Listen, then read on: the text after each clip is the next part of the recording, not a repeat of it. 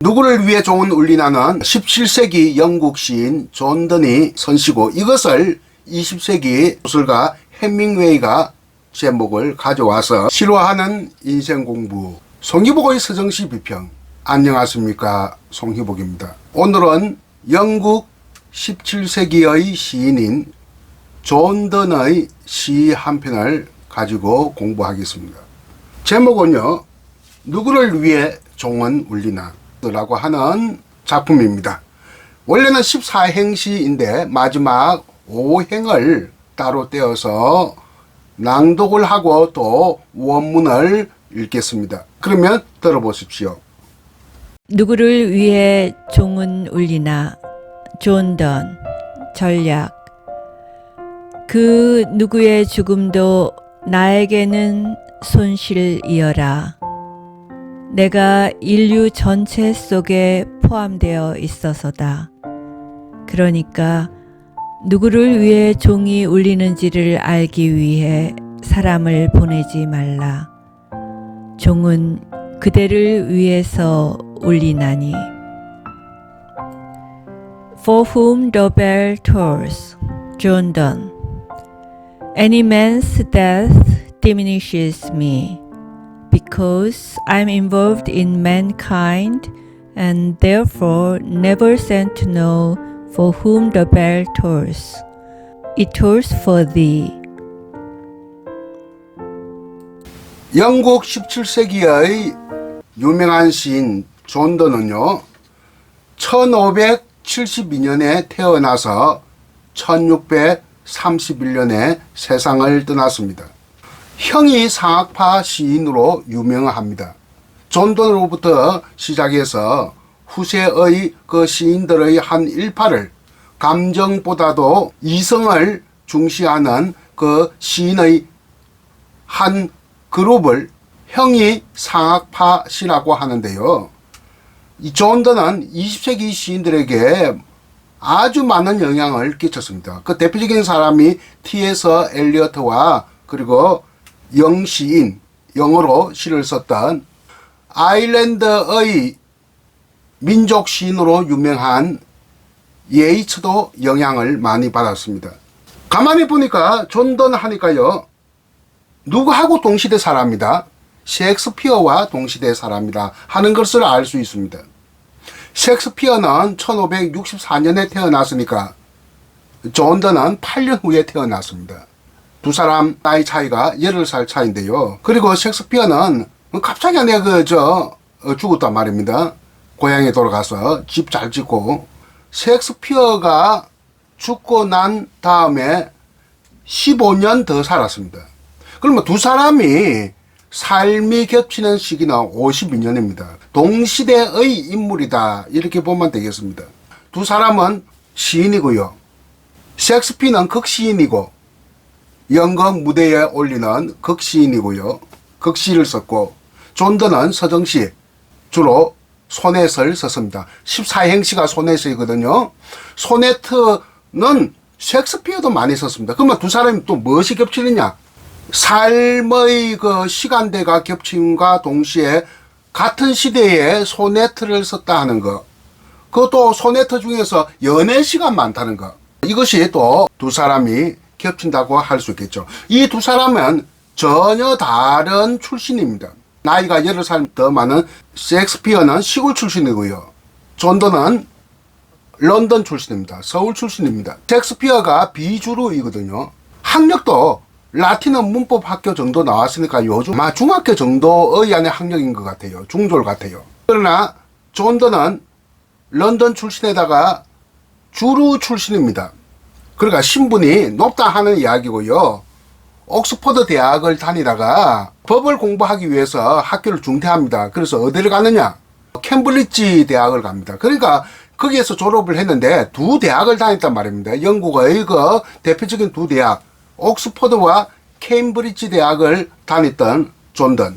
그리고 셰익스피어는 굉장히 좀 뭐랄까 세속적인 삶을 살았어요. 출세하기 위해서 또 돈도 벌려고 했고, 또 그리고 혼외, 아내 이외의 여자와 연애도 하고, 그 연애의 이야기가 대부분 거의 소네트에 반영되어 있습니다.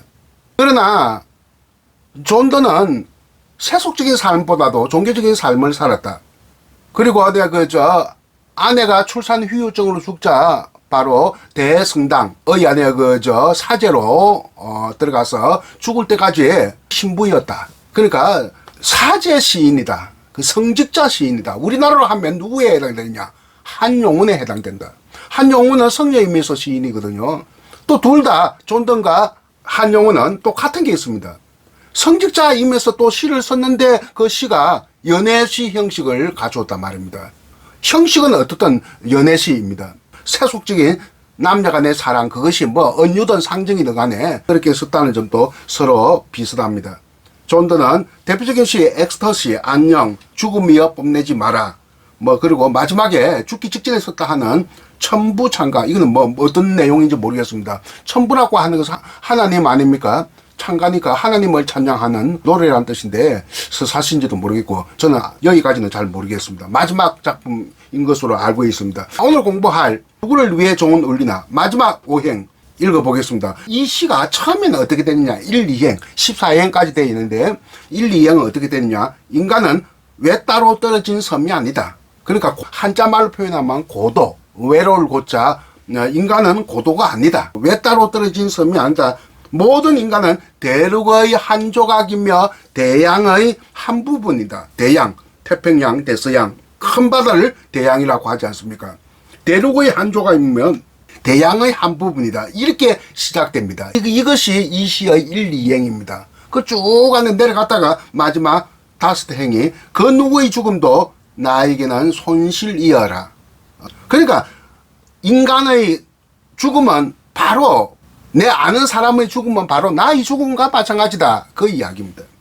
내가 인류 전체 속에 포함되어 있었으다. 내가 인류 전체 속에 포함되어 있기 때문에 그 내가 알고 있는 지인의 죽음은 나의 죽음과 다름없다. 왜냐하면 그도 그럴 것이 나는 인류 전체 속에 포함되어 있기 때문이다. 그 이유 근거를 나타낸 것이 두 번째 행입니다. 오늘 제가 제시한 두 번째 행입니다. 그러니까 누구를 위해 종이 울리는지를 알기 위해 사람을 보내지 말라. 종은 그대를 위해 울리나니. 이 말은 누구도 인간은 죽음에서 자유로울 수가 없다는 것을 말하고 있습니다.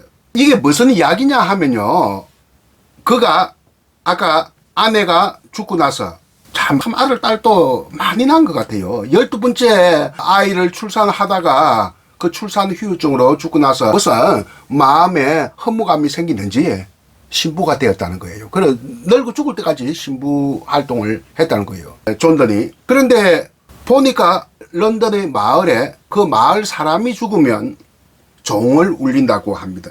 그런 풍습이 있었다고 하는데 이것을 우리말식으로 표현한다면 조종을 울린다. 조종.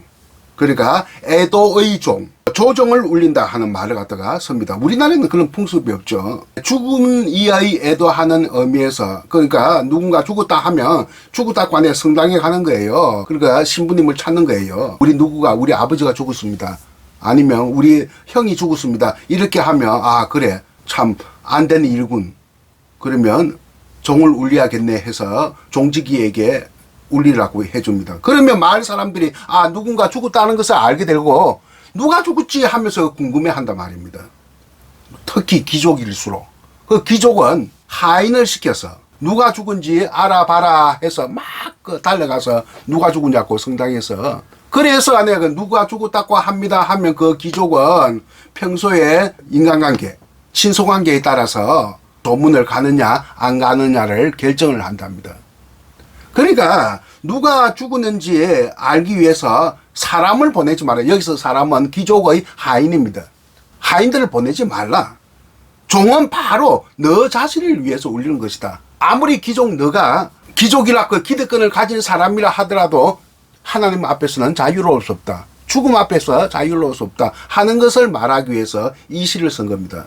그리고 이 시는 무엇보다 유명한 게 해밍웨이의 소설로 유명하죠. 소설 제목입니다.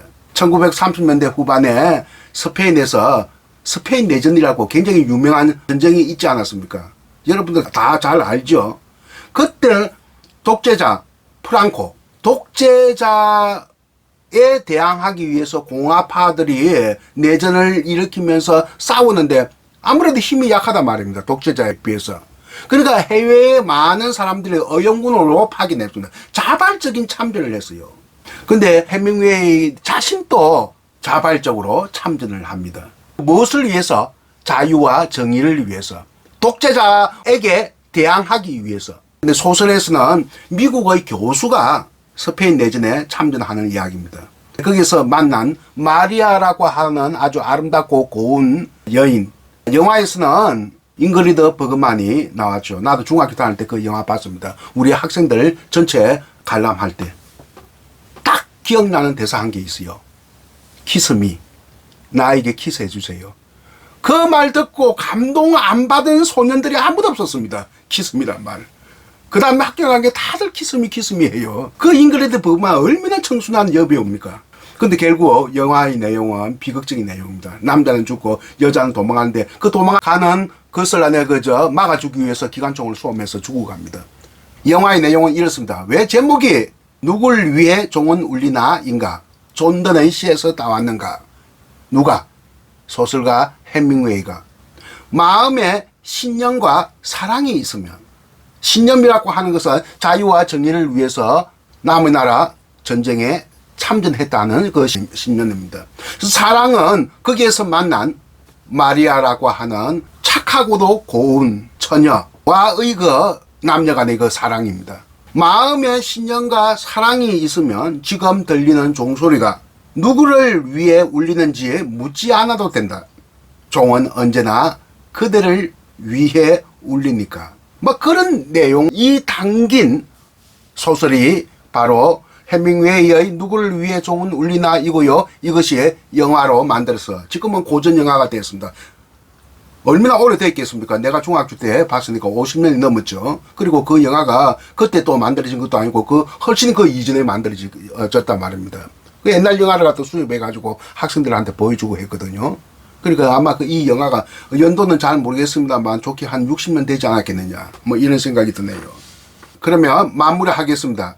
누구를 위해 종은 울리나는 17세기 영국 시인 존던이 선시고 이것을 20세기 소설가 해밍웨이가 제목을 가져와서 그 정신을 이어받았다.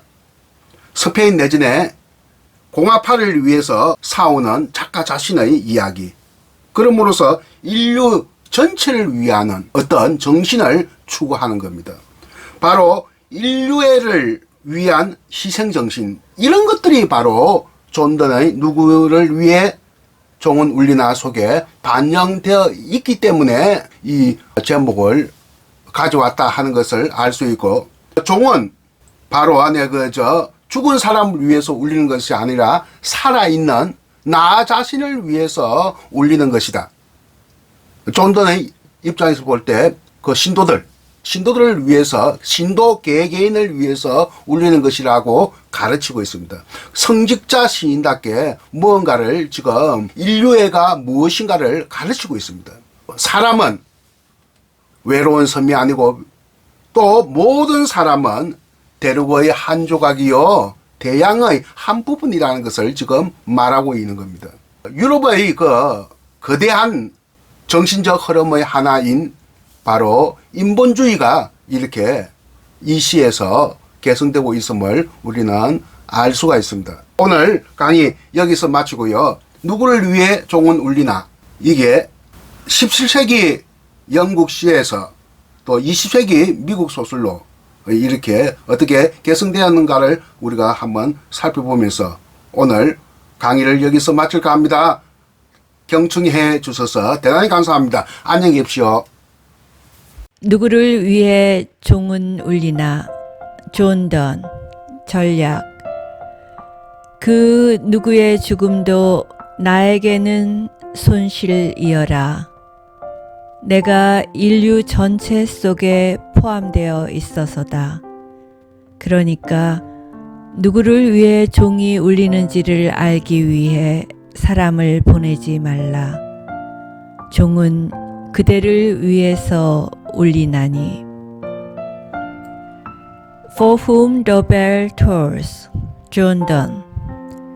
Any man's death diminishes me, because I'm involved in mankind and therefore never sent to know for whom the bell tolls. It tolls for thee.